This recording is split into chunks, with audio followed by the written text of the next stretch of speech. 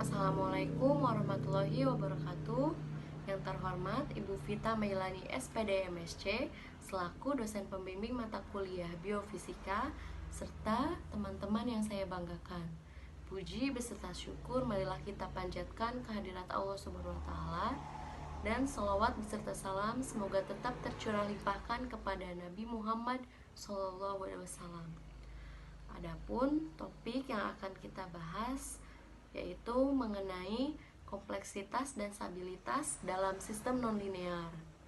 Sebelumnya, saya akan memperkenalkan anggota kelompok, yaitu saya sendiri Julporoge Batu Sakinah dengan NPM 202154095, 2 Fahma Muhlis Muwahib dengan NPM 202154106, dan yang ketiga ada Haifa dengan NPM 202154107. Baik, untuk selanjutnya pemaparan materi A, B, dan C akan disampaikan oleh Saudara Fahma. Kepada Saudara Fahma dipersilahkan. Baik, terima kasih kepada moderator. Yang pertama, materi tentang sistem. Sistem terbuka memiliki arus masukan dan keluaran, mewakili pertukaran materi, energi atau informasi dengan lingkungannya. Sistem yang kompleks terutama berkaitan dengan perilaku dan properti sistem. Sistem didefinisikan secara luas adalah sekumpulan entitas yang melalui interaksi, hubungan atau ketergantungannya membentuk satu kesatuan yang utuh.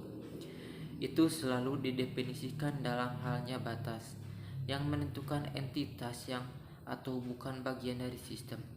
Entitas yang berada di luar sistem maka menjadi bagian dari sistem lingkungan. Suatu sistem dapat menunjukkan properti yang menghasilkan perilaku yang berbeda dari properti dan perilaku bagian-bagiannya.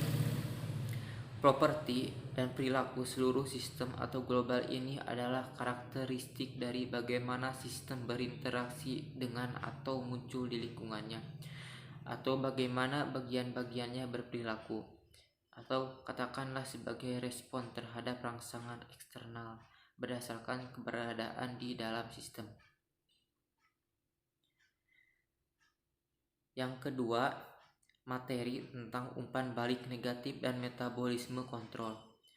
Umpan balik negatif atau negatif feedback merupakan mekanisme yang paling umum dalam pengaturan sekresi hormon. Hormon dapat pula secara langsung atau tidak langsung mempengaruhi sekresinya sendiri melalui mekanisme down regulation. Secara umum, metabolisme memiliki dua arah lintasan reaksi kimia organik. Yang pertama, katabolisme, yaitu reaksi untuk menghasilkan energi dengan cara mengurai senyawa organik, seperti pemecahan glukosa menjadi piruvat oleh proses respirasi seluler. Yang kedua, anabolisme, yaitu reaksi memerlukan energi untuk menyusun atau sintesis senyawa organik seperti protein, karbohidrat, lipid, dan asam nukleat dari molekul-molekul tertentu. Yang ketiga, materi tentang umpan balik positif. Secara matematis, umpan balik positif didefinisikan sebagai penguatan loop positif di sekitar loop tertutup sebab dan akibat. Artinya, umpan balik positif sepase dengan masukan, dalam arti menambahkan untuk membuat masukan lebih besar. Umpan balik positif cenderung menyebabkan ketidakstabilan sistem secara matematis. Umpan balik positif didefinisikan sebagai penguatan loop positif di sekitar loop tertutup dan sebab dan akibat. Artinya, umpan balik positif sepase dengan masukan, dalam arti menambahkan untuk membuat masukan lebih besar. Umpan balik positif cenderung menyebabkan ketidakstabilan sistem secara matematis.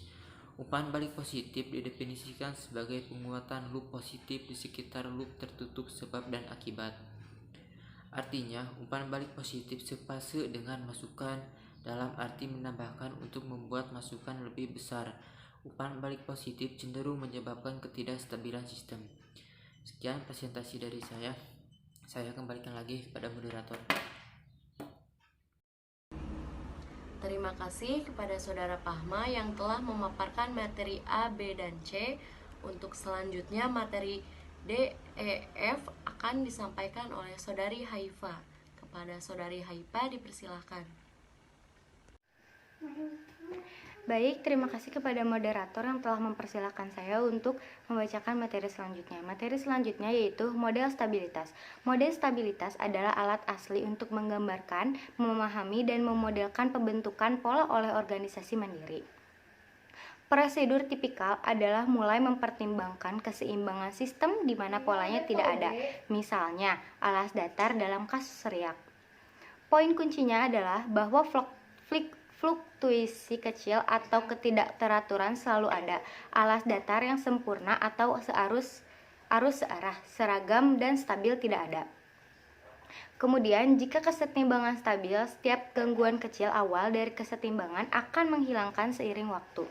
Jadi, fluktuasi kecil itu tidak akan berhasil mendorong sistem jauh ke equilibrium atau alas akan tetap rata. Selanjutnya adalah state transition. Tabel transisi status adalah tabel yang menunjukkan status atau status dalam kasus automaton terbatas non-deterministik. Mesin status hingga akan pindah berdasarkan status saat ini dan input lainnya. Ini pada dasarnya adalah tabel membenarkan di mana masukan mencakup keadaan saat ini bersama dengan masukan lainnya dan keluarannya mencakup keadaan berikutnya bersama dengan keluaran lainnya. Materi selanjutnya adalah kompleksitas.